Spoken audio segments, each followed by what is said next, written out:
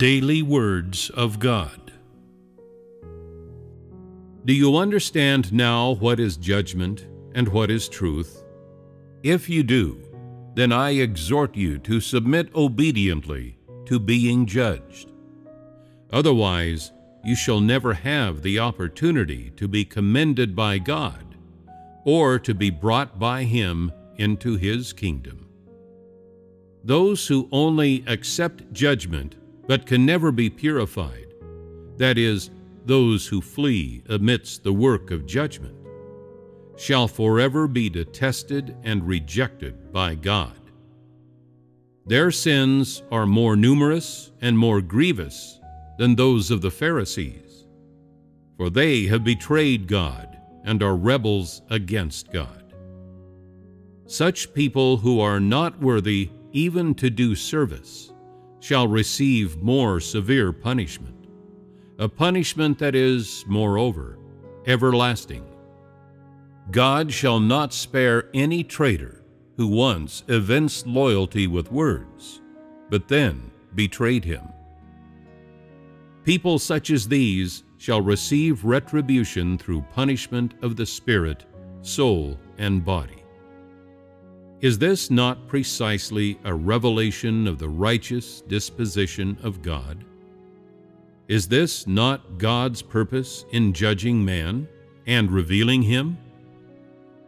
God consigns all who perform all kinds of wicked deeds during the time of judgment to a place infested with evil spirits, and lets these evil spirits destroy their fleshly bodies as they wish. And those people's bodies emit the stench of corpses. Such is their fitting retribution. God writes down in their record books each and every one of the sins of those disloyal false believers, false apostles, and false workers. Then, when the time is right, He casts them amidst the unclean spirits, letting these unclean spirits defile their entire bodies at will, so that they may never be reincarnated and never again see the light. Those hypocrites who do service for a time, but are incapable of remaining loyal to the end, are numbered by God among the wicked, so that they fall into cahoots with the wicked and become part of their disorderly rabble. In the end, God shall annihilate them. God casts aside and takes no notice of those who have never been loyal to Christ or have never contributed anything of their strength. And at the changing of the age, He shall annihilate them all. They shall no longer exist on earth, much less gain passage into the kingdom of God. Those who have never been sincere to God, but are forced by circumstance into dealing with Him perfunctorily, are numbered among those who do service for His people. Only a small number of such people will survive, while the majority shall perish along with those who render service that is not up to standard.